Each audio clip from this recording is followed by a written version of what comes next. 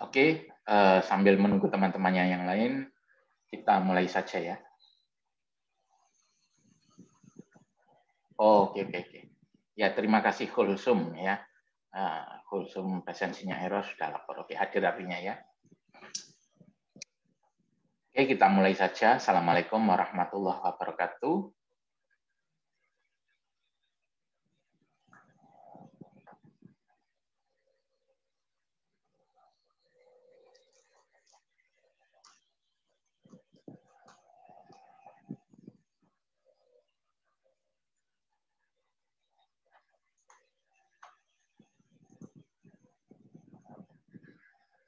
Oke, saya ulangi ya, karena belum ada yang jawab. Assalamualaikum warahmatullahi wabarakatuh. Waalaikumsalam warahmatullahi wabarakatuh. Selamat malam. Bismillahirrahmanirrahim. Di pertemuan kali ini kita melanjutkan materi kita sebelumnya.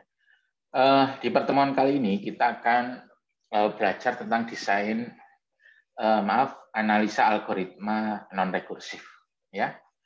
Seperti biasa, untuk sesi Zoom ini saya mencatat keaktifan mahasiswa, sehingga gunakanlah sesi Zoom ini untuk mengumpulkan poin ya. Kan sayang kalau misalnya paket datanya berkurang tapi tidak ada poin yang dikumpulkan. Oke, untuk kelas A ini pertemuan pertama minggu ini tatap muka hari apa ya?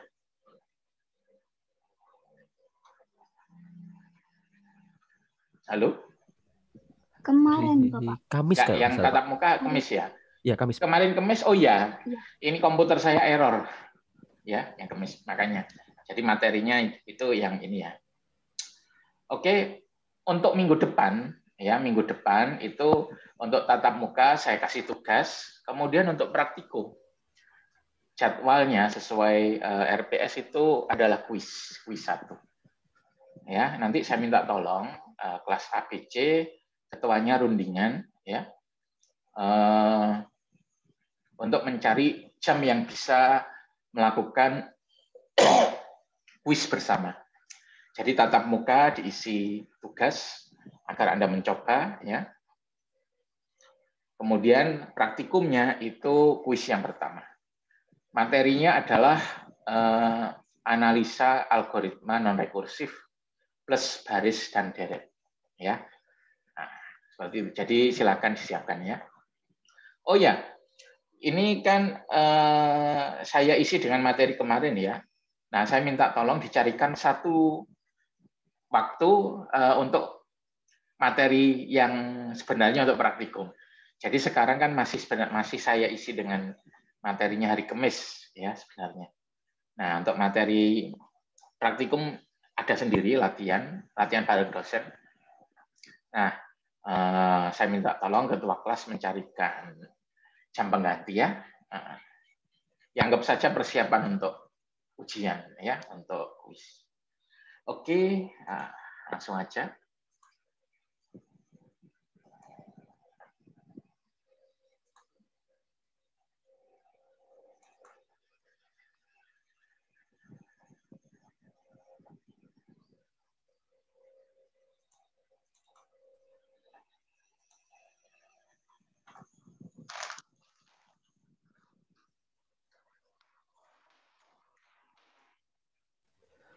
Permisi Pak, mau tanya tentang kuisnya.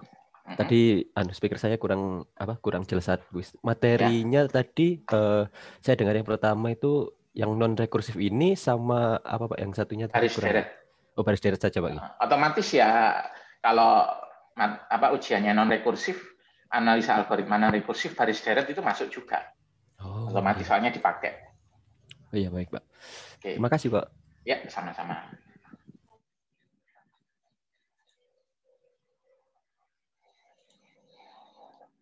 Nah, di pertemuan kali ini kita akan belajar cara menganalisa algoritma non-rekursif. Ya.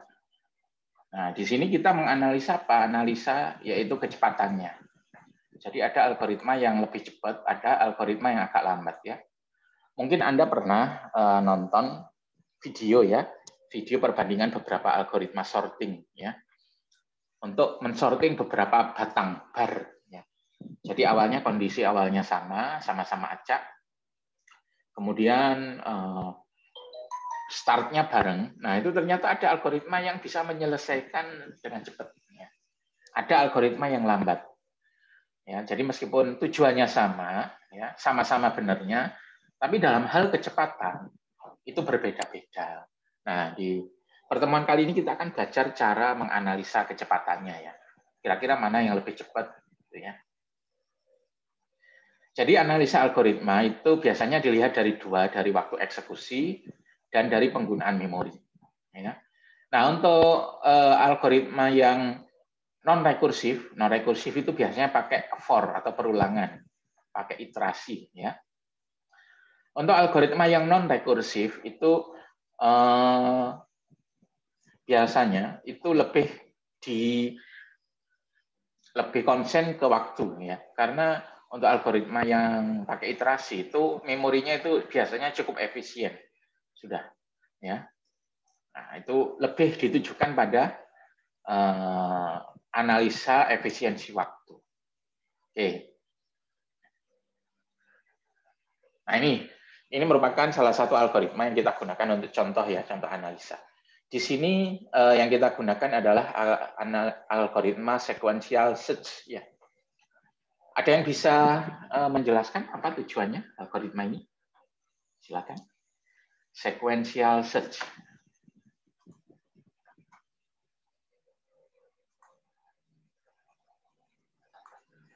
Untuk apa kira-kira? Tidak ada? Permisi Pak, izin menjawab. Oke, Aziza, silakan. Untuk mencari nilai K. Ya? Untuk mencari yang bernilai K dari array A. Oke, terima kasih. Benar, ya? Jadi kita punya array A, indeksnya dari 0 sampai n-1. Jadi anggotanya A itu ada n bilangan. Nah, indeksnya mulai dari 0 kan. 0 sampai n-1. Misalnya A-nya isinya 10, indeksnya ya 0, 1, 2 sampai 9 gitu, ya. Nah, kita ingin mencari apakah di dalam A itu ada yang nilainya K. Kalau ada, itu ada di posisi keberapa. Nah, itu di indeks keberapa. Ya. Nah, itu tujuannya, ya. Ada yang bisa membantu menjelaskan detail atau logikanya? Silakan. Logika sequential search. Ayo. Keliru nggak masalah, ya. Yang penting kumpulkan poin keaktifan. Permisi Pak, izin menjawab. Oke, Azizah lagi, silakan. Ya, jadi dari schedule code-nya itu I bernilai 0. Awalnya I bernilai 0, lalu while I kurang dari N, yang mana I ini nilainya 0 tadi, terus N itu banyaknya yang di dalam array, data di dalam array, dan array dengan indeks ke I tidak sama dengan K. Do I diiterasi I plus 1, terus jika I kurang dari N, belum sebanyak N atau banyaknya data di A, maka return I. Oke, terima kasih. Ya, Aziza. Jadi gini, ya, logikanya. Kalau digambar, misalnya inputnya adalah A, ya. A 0 n-1. Misalnya saya gambar, ya. Misalnya ini A0, A1, A2, dan seterusnya sampai AN-1, ya. Ini misalnya 0, 1, 2, sampai N-1. Nah, kita ingin mencari posisi dari K di dalam sini. Nah, kita scan dari kiri ke kanan, ya. Jadi mulai dari I sama dengan 0. Jadi mulainya I sama dengan 0. Ya. Dicek, ya, dicek. Kalau misalnya AI itu A0, ya, di sini. Kalau AI tidak sama dengan K, kita cek selanjutnya seperti itu. Ya. Apakah A1 tidak sama dengan K. Nah, kalau nggak sama, kita cek selanjutnya. Gitu. Jadi selama belum ketemu, itu ini ya untuk ngeceknya. Dan selama masih ada anggotanya, itu kita cek terus. Gitu ya.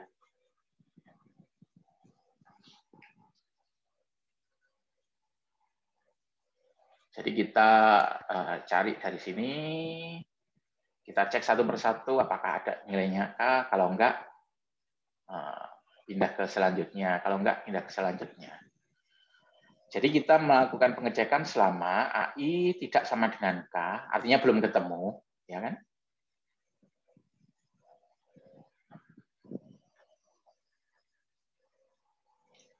Terus syarat kedua kita terus itu apa?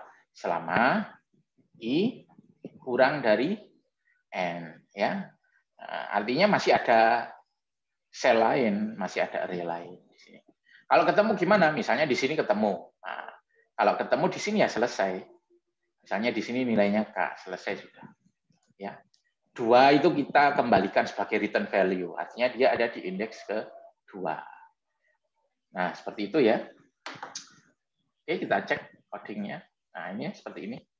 I itu kan untuk indeksnya ya, indeks dari array-nya. Nah, ini. Kita melakukan ini terus ya, perulangan. Nah, kita terus melakukan perulangan selama apa? Yang pertama kalau belum ketemu. Nah, ini untuk pengecekan ketemu atau tidak. Yang ini ya. Terus ini untuk pengecekan apakah selnya atau array-nya masih ada. Kalau habis ya selesai sudah. Nah, ini untuk apa? Maju ya, maju. Jadi kalau nggak ketemu di suatu sel, pindah ke sel sebelahnya. Nah, baik ketemu atau enggak, itu kan akan masuk ke if maupun else ya. If maupun else. Tandanya ketemu itu apa? Ini ya, belum tercapai. Nah, ini tandanya ketemu. Jika I kurang dari N, dia artinya ketemu. Ya. Yang di return adalah I-nya, indeks terakhir dari sel yang dikunjungi, tempat ketemunya. Ya. Kalau I sama dengan N, nah itu artinya sampai akhir nggak ketemu. Di return -1. Nah, -1 ini artinya apa? Tidak ketemu. Sampai di sini ada yang ditanyakan? Sederhana kan ya? Permisi Pak, izin bertanya. Silakan sebutkan NIM-nya. NIM 373 Pak. Al-Farid. Okay. Itu untuk yang paling bawah setelah jika tidak memenuhi N, kan else return -1 Pak. Itu kalau misal S-nya diganti print tidak ditemukan nilai K gitu apa tidak boleh Pak? Bisa sih, cuman ini kan biasanya ditulis dalam bentuk function ya. Kalau function itu kalau misalnya dia disetting sejak awal ada return value-nya, nah itu apa namanya? Baik ketemu maupun tidak ya harus ada return value-nya. Ya kan? Kalau ketemu kan kita harus kembalikan ini kan? Ya. Sama aja kalau nggak ketemu ya kita tetap pakai return. Jadi kita harus ngasih -1 untuk menandakan bahwa dia nggak ketemu. Mau ngeprint ya boleh, ya tapi tetap harus ada return-nya. Ya. Ini function yang ada return value-nya, gitu ya. Berarti tinggal ngasih indikasi kalau nggak ketemu itu disimbolkan pakai return apa gitu Pak ya? Iya, benar. Oke, ada yang ditanyakan lagi? Ada? Oke. Sekarang saya tanya. Dari codingnya sequential search ini, manakah yang membuat waktunya lama? Waktu eksekusinya lama?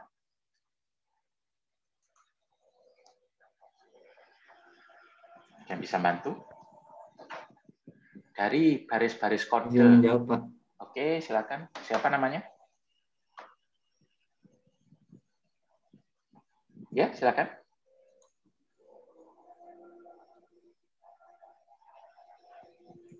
Itu di perulangannya, Pak. 32. Oke, sebentar. Saya catat dulu. Ardi Sugondo ya. Oke, kenapa Ardi? Kok di Di perulangannya? while-nya itu, Pak. Di while-nya. Saya hapus dulu biar. Iya, Pak. Ya, sebentar mau saya hapus. Ini masih error kayaknya. Nah. Ini ya. Nah, kenapa kok ini?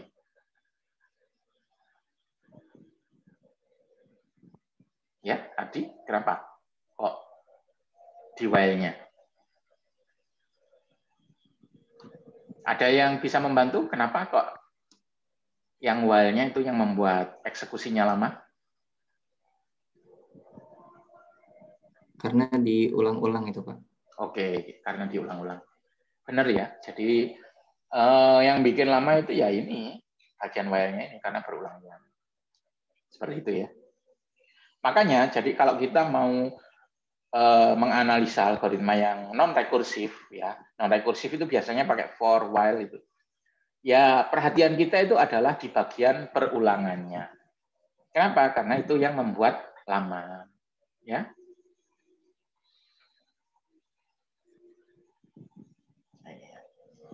Jadi ini yang bikin lama. Nah, operasinya ada apa aja? Di sini ada, ini ya, I kurang dari N, satu operasi. Yang ini satu operasi, totalnya 2 operasi, satu baris ini. Ya. Kalau yang ini misalnya satu operasi, nah ini satu. Gitu ya. Oke, kita pause dulu untuk azan Isya ya.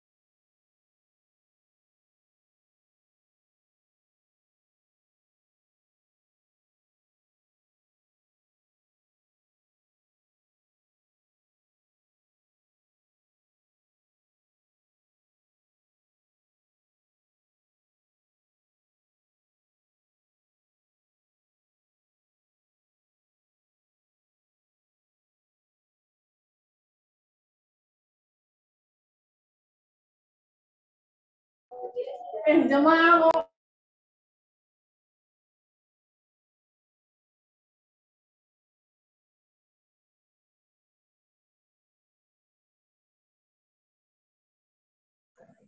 Oke, kita lanjutkan ya.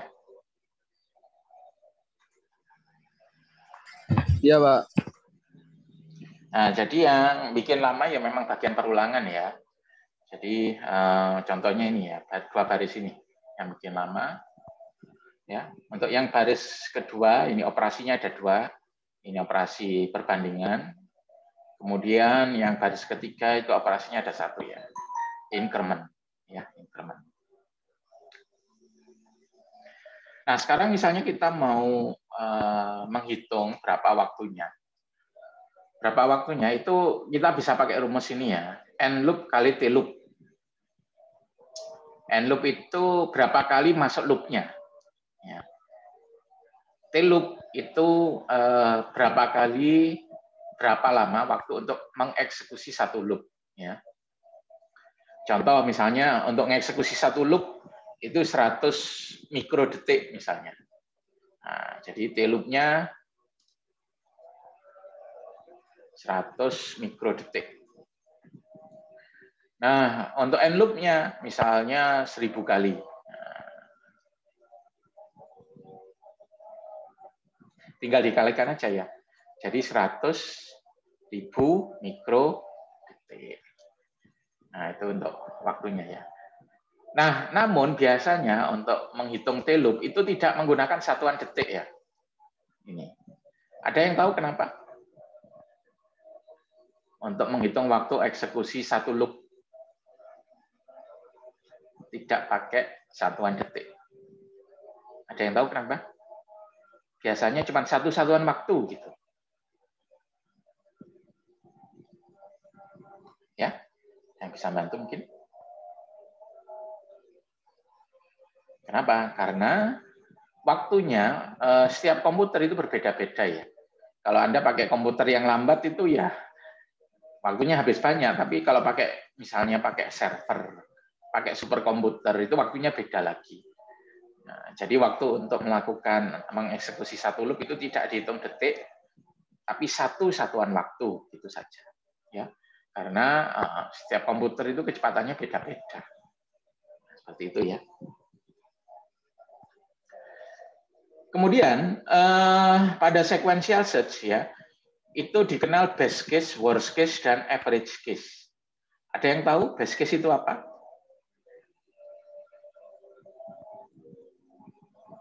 Kapan terjadi best case? Untuk best case itu apa terjemahan bahasa Indonesianya? Beruntung ya. Kalau worst case itu apes. Jadi ada istilah beruntung, ada istilah apes. Ada yang tahu best case untuk sequential search?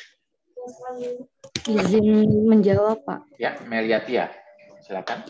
Kalau mungkin Pak untuk yang best case itu dia elemennya ditemukan di awal. Jadi ketika diproses atau dieksekusi dia langsung ditemukan di awal. Oke, untuk best case masuk loop-nya berapa kali? Meliatia? Tergantung, Pak. Tergantung. Coba dibaca lagi codingnya. Menurut Meliatia, untuk kasus ini, kalau best case ya, ketemu best case, jadi ketemu di indeks ke-0 ya, masuk berapa kali? 2 kali, Pak. 2 kali? 1 aja sebenarnya ya. Ketika akan masuk di sini kan sudah nggak memenuhi lagi, ya kan? Jadi ketika best case itu dia cuma masuk loop-nya 1 kali. Jadi langsung ya di sini while i kurang dari n, oke, memenuhi ya. Dia kondisinya kan i sama dengan 0 ya ketika awal i-nya 0 kan. Terus dicek ai tidak sama dengan k. Oh, ternyata ai-nya itu sama dengan k. Sudah memenuhi ini. Nah, langsung nggak akan masuk kan, langsung keluar. Langsung ke sini ya. Jadi di sini sudah tertahan ini.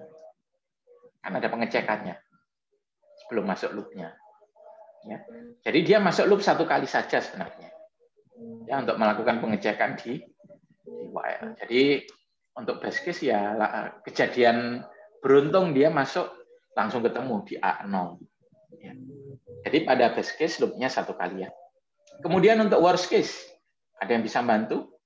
Kasus apes. Apa maknanya?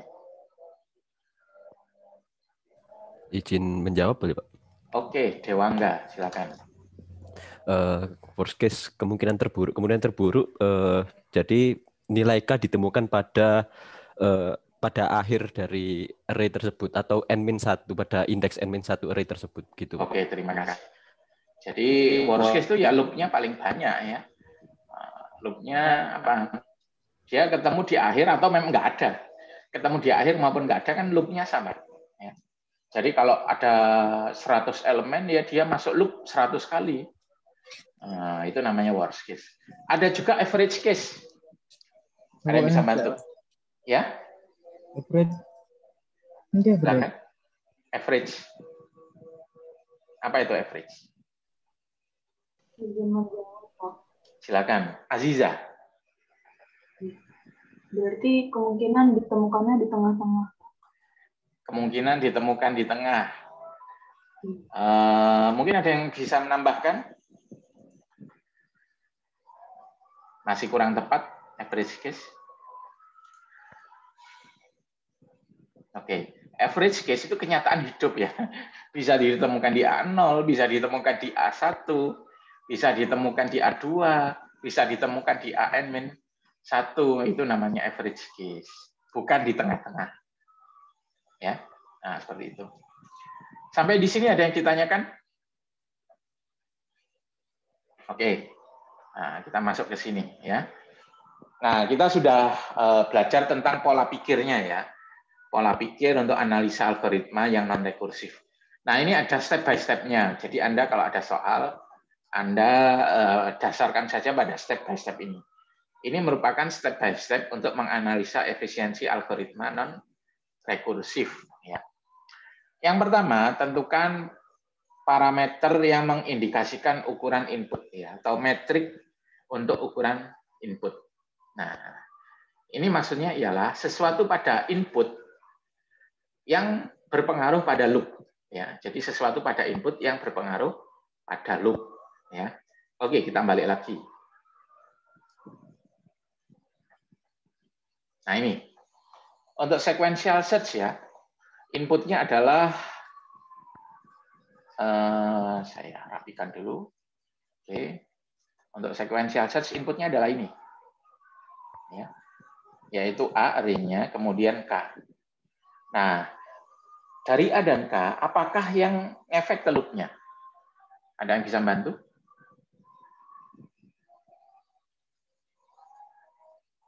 Yang efek ke jumlah loop-nya. Ya, siapa namanya? Dewangga, Pak. Dewangga. Ya, silakan Dewangga. Untuk yang berefek pada loop-nya adalah dari array-nya, Pak. Array-nya. Ya. Coba diperjelas. Array-nya itu apanya? Apakah nilainya? Oh tidak, itu panjang dari array-nya, Pak. Jadi panjang dari array-nya mempengaruhi seberapa banyak perulangan itu terjadi begitu. Sampai ditemukan nilai K. Ya, benar ya, Dewangga. Jadi kalau kita analisa di sini, ya dari input ini yang efek ke jumlah loop-nya itu sebenarnya apa? K enggak? Ya, K itu enggak. Ya. Kemudian isi array-nya, maksudnya nilai array-nya A0 berapa, A1 berapa itu juga enggak. Yang efek ke loop-nya itu apa? N ya, di sini N. N itu berpengaruh pada jumlah loop-nya di dalam algoritma sequential search. Ya. Karena itu, metrik untuk ukuran input di sini kita pakai N. Karena dia apa? Dia berpengaruh terhadap jumlah loop-nya. Oke, sampai di sini mungkin ada yang ditanyakan.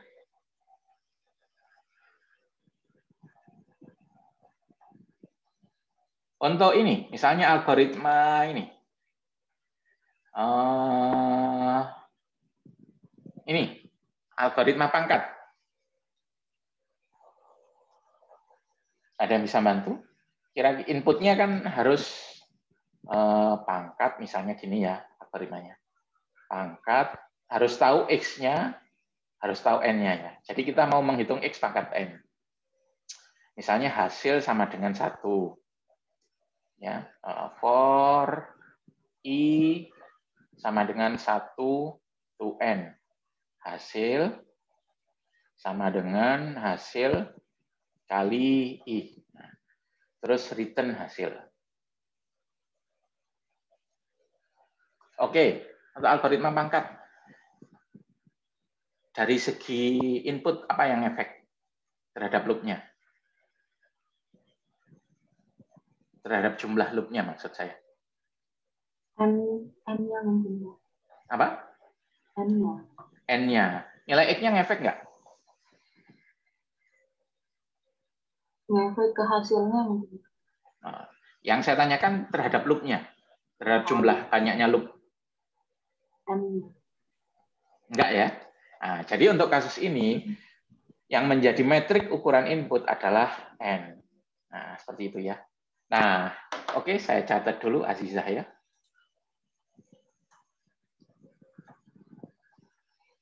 Oke. Mohon maaf Pak, mungkin Ya, saya kurang sopan. Saya sebelumnya mohon maaf. Untuk yang di itu Pak, di dalamnya for itu hasil sama dengan hasil dikali I. Mungkin yang bagus itu hasil dikali X-nya Pak. Karena kalau dikali I nanti perkalian biasa itu Pak. Kali 1 hasil dikali 2. Oh gitu, ya, sorry. Bukan nggak sopan, itu biasa kayak gitu itu ya. Nah, wajar ya melakukan kesalahan seperti itu. Makanya ketika coding itu baru ketahuan. Oke, terima kasih sudah diingatkan. Sama-sama Pak. Ya, jadi sampai di sini ada yang ditanyakan mengenai step tahap pertama. Jadi kita cek inputnya untuk algoritma tersebut. Nah, kita ini ya, cari sesuatu pada input tersebut yang menyebabkan loop-nya itu atau yang berpengaruh pada loop-nya. Nah, itu beda-beda tergantung algoritmanya ya. Nanti persamaannya itu nanti kita nyatakan dalam variabel tersebut. Jadi misalnya untuk algoritma pangkat ya, persamaannya itu nanti variabelnya adalah N ya, bukan X. Kemudian sequential search, variabelnya itu dalam bentuk, persamaannya itu dalam bentuk berapa N. Bukan berapa A, berapa K, bukan. Ya. Oke, next. Nah, identifikasi basic operation ya. Nah, jadi basic operation itu merupakan operasi yang diulang-ulang. Ya. Nah, kita ambil satu aja boleh. Ya, contoh. Nah, untuk yang ini ya. Nah, kita hapus. Nah, ini yang diulang-ulang kan baris ini ya, yang di kotak ini ya. Nah, kita ambil satu operasi sebagai perwakilan. Itu namanya basic operation. Ya. Nah, ini boleh ya. Ini juga boleh ya. Ini juga boleh. Nah, kita ambil satu. Misalnya kita ambil yang ini. Artinya satu loop, satu kali loop, maka basic operation-nya dieksekusi satu kali kan gitu. Kalau misalnya pakai ini, pakai dua boleh ya. Satu loop artinya basic operation-nya dieksekusi dua kali. Oke, sampai di sini mungkin ada yang ditanyakan mengenai step kedua ini. Kalau loop-nya bertingkat. Nah, kalau loop-nya bertingkat, ambil basic operation yang paling dalam. Ya. Jadi kalau loop-nya misalnya for I, di dalamnya ada for J, ambil satu operasi yang diulang-ulang di loop yang paling dalam. Jadi di for J-nya. Jangan di for I-nya. Oke, untuk step nomor 2 ada yang ditanyakan. Oke, lanjut step nomor 3 ya. Tentukan apakah untuk metrik input yang sama yang sudah kita temukan di step 1 ini, ya, nomor 3 ini hubungannya dengan step 1. Tentukan apakah untuk ukuran input yang sama, loop-nya itu bisa berubah-ubah. Ya. Loop-nya bisa berubah-ubah. Contoh,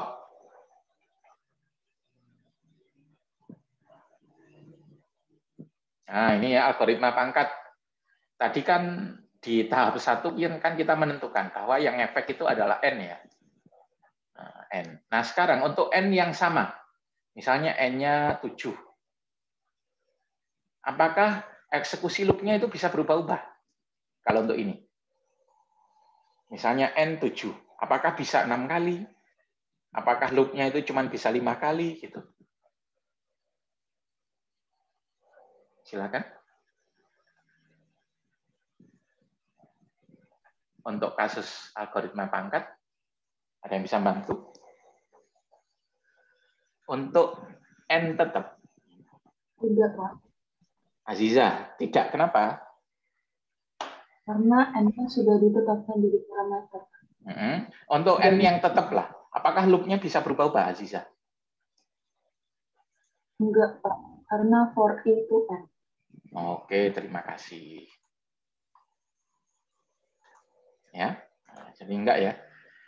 Tapi sekarang misalnya untuk kasus sequential search ya, sequential search kita balik lagi.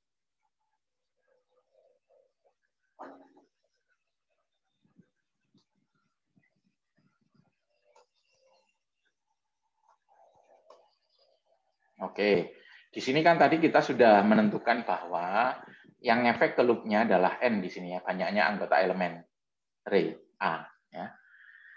Nah, sekarang untuk N tetap, misalnya N-nya 100. Apakah loop-nya itu bisa berubah-ubah? Ada yang bisa bantu? Eksekusi loop-nya. Apakah tetap 100 kali?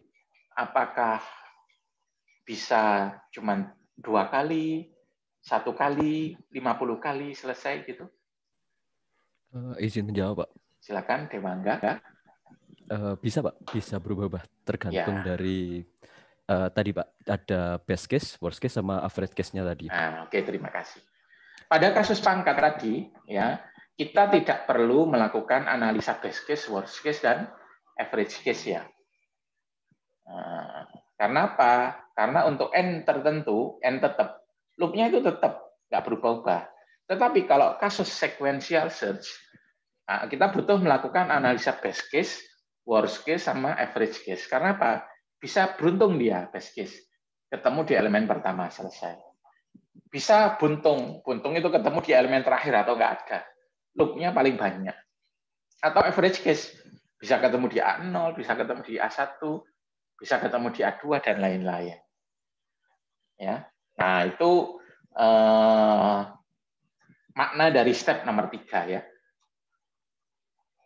Oke, sampai di sini mungkin ada yang ditanyakan. Step 1, 2, 3.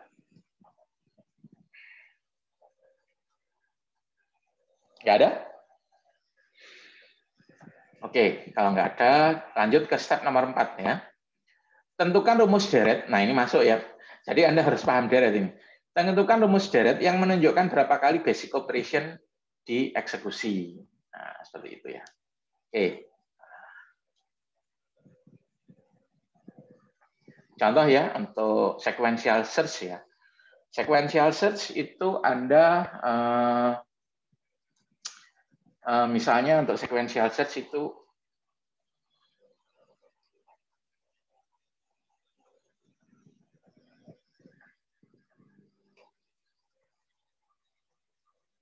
oke, saya tuliskan seperti ini ya. Nah, ini melambangkan for atau perulangan. Perulangan, tapi juga deret ya, atau deret. Oke, misalnya kita ambil basic operasinya ini. Ya. Satu loop itu berapa kali basic operasinya dieksekusi? 1 kali ya. Setiap kali masuk loop 1 kan dia dieksekusi 1 kali. Nah, 1 itu Anda tulis di sini. Nah, gini ya, 1.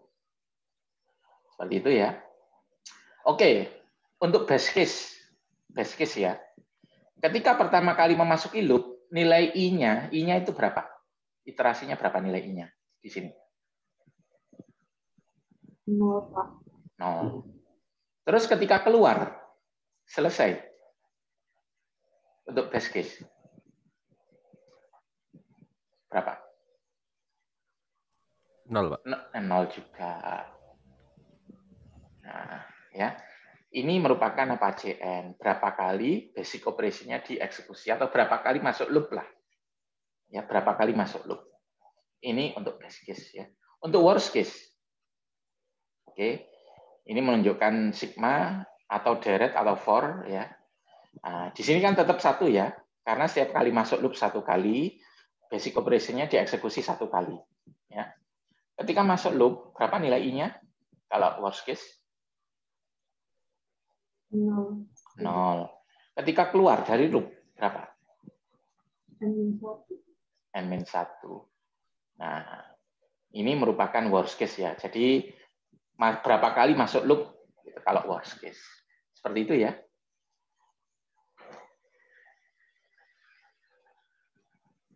Oke, sampai di sini ada yang ditanyakan? Ini saya keliru ya. Itu kan indeksnya mulai dari 0, tapi saya kebiasaan mulai dari 1. Saya tulis 1, tapi maknanya ya sama aja. Ya. Nah, sekarang langsung bisa kita cari ya. Berapa ini nilainya? Atas. Ini rumus berapa ini kalau deret? Rumus 1 kan ya? Indeks atas kurangi indeks bawah plus 1 sama dengan 1. Jadi dia masuk loop 1 kali aja ya. Sebenarnya nilai ini tepatnya itu berapa kali mengeksekusi basic operation. Tepatnya seperti ini. Jadi dia masuk loop 1 kali, karena basic operation-nya dieksekusi 1 kali, setiap kali masuk 1 loop, maka dia total eksekusi basic operation-nya 1 kali. Untuk gampangnya, ini masuk loop 1 kali, gitu aja. Kemudian untuk worst case. Ya. Oke, ada yang bisa bantu? Bentar. Barusan Azlina ya, Azlina sama Dewangga. Aziza ya. Sorry. Aziza sama Dewangga.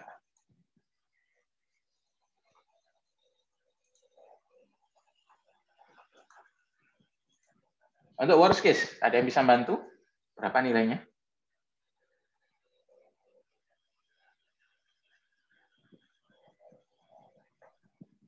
Ini rumus berapa untuk deret? Rumus 1 ya? Rumus 1 juga, Pak. Nilainya oke, lihat N. Ya. Gimana? Nilainya N. Nilainya N minus 1 batas atas. N minus 1 plus 1. Oke, plus 1. Sama dengan N ya. Maka artinya apa? Untuk worst case, dia masuk loop sebanyak N kali. Karena setiap kali masuk loop itu basic operation-nya dieksekusi 1 kali, maka total eksekusi basic operation-nya juga 1 kali. Tapi kalau Anda ambil 2 tadi, maka eksekusi basic operation-nya adalah 2N ya. Nah, tapi yang jelas masuk loop-nya itu N kali. Oke, Melihat ya, saya catat.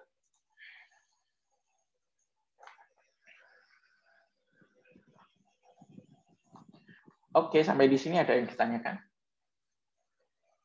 Nah, sekarang masuk ke average case ya.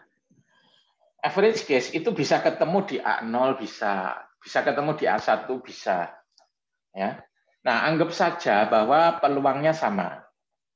Jadi adil. Jadi misalnya kalau A-nya itu anggotanya ada 10, jadi A0 sampai A9, ya. Maka peluang ketemu di A0 itu 1/10 ya, A0.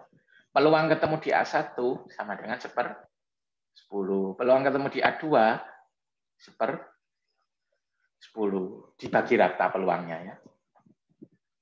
Nah, sekarang coba kita analisa. Oke, ini kejadian ketemu di indeks pertama ya, di indeks pertama. Kalau ketemu di indeks yang pertama, dia akan masuk loop 1 kali ya. Dia masuk loop 1 kali. Probabilitasnya tadi apa? 1/n kan ya. Ketemu di indeks pertama kan probabilitasnya 1/n. Terus untuk ketemu di indeks kedua. Indeks kedua juga probabilitasnya adalah 1/n. Sorry, ini saya keliru ngetik. ya. Tapi kalau ketemu di indeks kedua, dia kan masuk loop sudah 2 kali kan ya. Dan seterusnya. Kalau ketemu di indeks ketiga, peluangnya juga seper N. Tapi kalau ketemu di indeks ketiga, dia kan loopnya sudah 3 kali ya. Ya. Kalau ketemu di indeks terakhir, ya peluangnya juga seper N. Tapi dia memasuki loop itu sudah 10 kali. Nah, kita hitung frekuensi harapannya ya. Ini dikalikan. Nah, yang kolom kedua dengan kolom ketiga dikalikan. Probabilitas dikalikan banyaknya masuk loop. Sehingga hasilnya seperti ini. Ya. Nah, ini dijumlah semuanya. Dijumlah semuanya. Ya. Nah, kita jumlah. Dijumlah itu kan apa? Sigma ya. Nah, untuk satu suku ini bagaimana rumusnya? Kan gampang rumusnya. Di sini apa? I dikalikan seper N. Ya. I-nya mulai dari 1 sampai N. Ya. Kalau dituliskan barisnya kan gimana? Kalau I-nya 1 kalikan seper N. Ya kan? Yang ini. Kalau I-nya 2 kali seper N. I-nya 3 kali seper N. Kalau I-nya N kali seper N. Sehingga kalau ditotal semua, ya rumusnya seperti ini kan deretnya. Oke, sampai di sini ada yang ditanyakan? Silakan. Siapa tahu ada yang kesulitan memahami.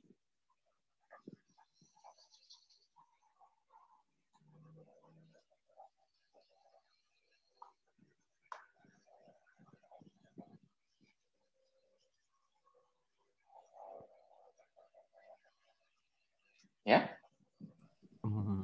Permisi Pak, mungkin Ya. rumusnya bisa dituliskan ulang Pak tadi rumus deretnya tadi Pak. Oke, kita mau menghitung jumlahnya ini ya. Ya, dijumlah. Nah, itu kan kalau dijumlah 1 kali seper N kan ya, tambah 2 kali tambah 3 kali seper N kan gitu. Sampai N kali seper N kan gitu ya. Nah, kalau kita jadikan baris, rumusnya ini gimana? Rumus barisnya. Suku ke I sama dengan I kalikan seper N kan gitu ya. Ini. Iya Pak, benar. Nah, ya. Kalau kita jumlah semua, artinya kan tinggal di gini kan ya. I dikalikan seper N, I-nya mulai dari berapa? Mulai dari 1 ya. Sampai N kan gitu. Kalau di Baik Pak, terima kasih Pak. Oke. Sekarang untuk average case seperti ini ya. Hasilnya. Gimana cara menyelesaikannya? I sama dengan 1, N, I kalikan seper N. Nah, ini rumus keberapa ini? Ayo. Manipulasi dulu ini kayaknya. Soalnya kalau pakai rumus langsung kan nggak bisa.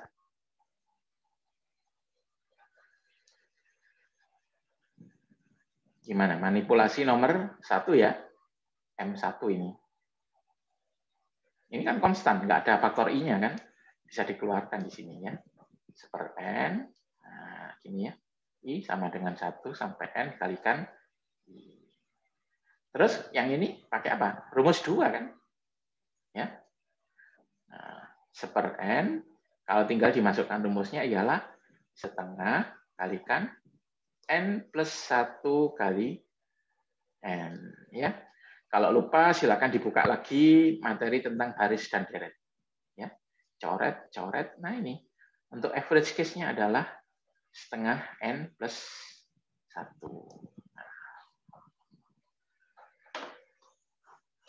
Jadi untuk best case, masuk loop-nya cuma 1 kali. Ya. Worst case, itu N. Artinya kalau array-nya ada 100, ya loop-nya 100 kali. Ya. Kalau average case, misalnya kalau N-nya ada 100, masuk loop-nya berapa kali? Ada yang bisa bantu?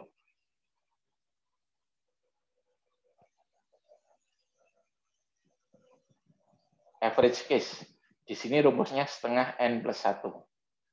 Kalau array-nya ada 100 anggotanya, berapa kali masuk loop? Atau di manakah ditemukan K? Ada yang bisa bantu?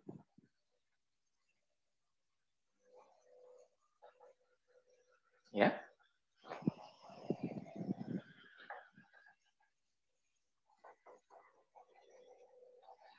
Setengah kali N plus 1. Azizah, saya tulis dulu. Azizah. Gimana Azizah jawabannya? Setengah N plus 1 mungkin, Pak. Oke, kalau array-nya ada 100, anggotanya artinya 50,5 gitu. Iya. Masuk akal nggak? Enggak. Ya untunglah Azizah paham itu nggak masuk akal ya. Kalau average case maknanya bukan itu ya Azizah. Ya. Maksudnya gini. Contoh ya, kita punya array yang 100 ya. Isinya 100. Kita uji coba. Ya, uji coba berkali-kali. K-nya kita pindah-pindah secara acak. Ya. Jadi misalnya uji 1 ketemu di 20. Uji 2 ketemu di 90. Uji 3 ketemu di 1. Uji 4 ketemu di 75 ya. Kalau kita rata-rata, tadi kan hasilnya berapa? 50,5 ya.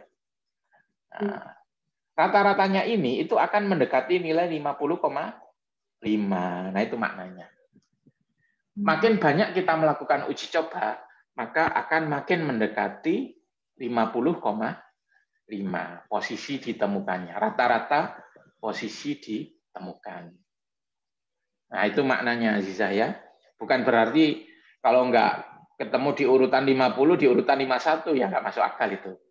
Maksudnya kalau kita melakukan uji coba berkali-kali, terus posisi ketemunya itu kita rata-rata, itu hasilnya akan mendekati 50,5. Makin banyak kita melakukan uji coba, nah, itu makin mendekati 50,5. Ya. Oke, sampai di sini ada yang ditanyakan?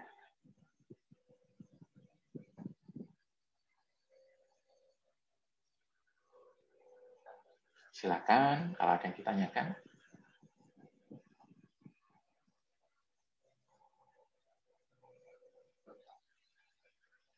Nah, kalau di sini kita sudah bisa menghitung waktunya ya. Untuk best case ya satu satuan waktu ya. Kalau worst case adalah N satuan. Average case itu apa? N per 2. N plus 1 bagi 2. Tapi harus dimaknai, ini tuh bukan berarti kalau kita melakukan uji coba langsung misalnya anggotanya 100, 50 detik gitu, bukan. Ya. Kalau kita melakukan uji coba bolak-balik ya dengan K yang dipindah-pindah secara acak, maka akan mendekati 50,5 rata-ratanya.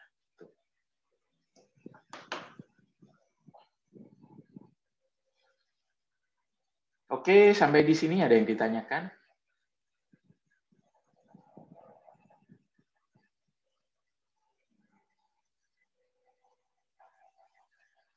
Ada? Misi Pak, mohon izin bertanya. Farid, ya silakan.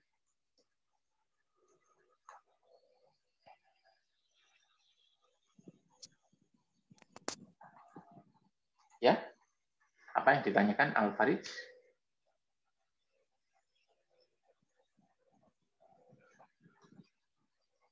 Koneksinya putus kayaknya.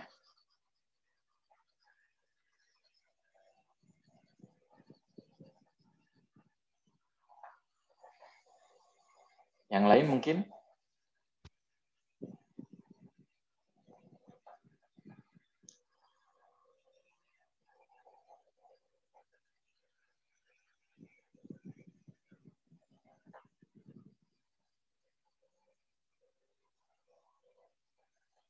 Nggak ada? Oke, latihan soal. Coba soal yang nomor ini, angkat ya. Saya buatkan algoritmanya. Angkat. inputnya adalah X dan N ya. Nah, dia, oke. Alvaris tadi tanya.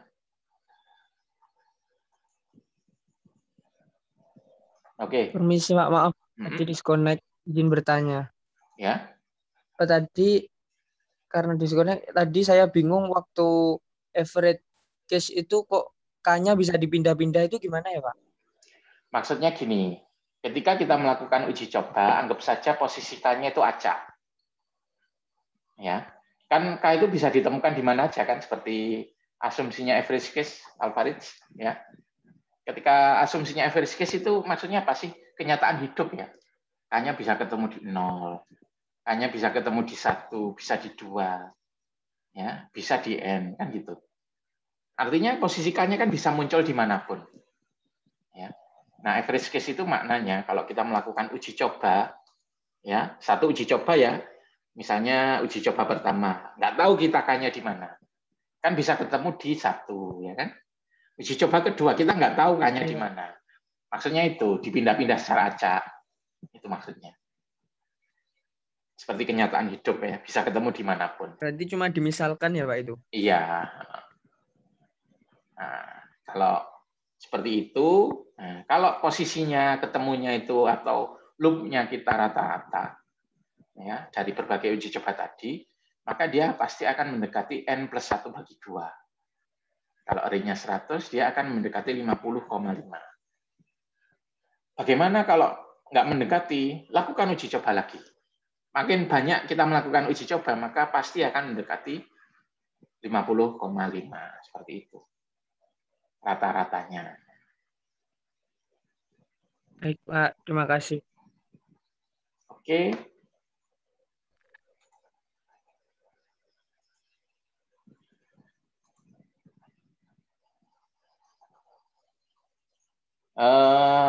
Mungkin ini aja sudah untuk materi kali ini. Kita cukupkan sampai di sini ya, karena saya jam 8 ada janjian sama orang.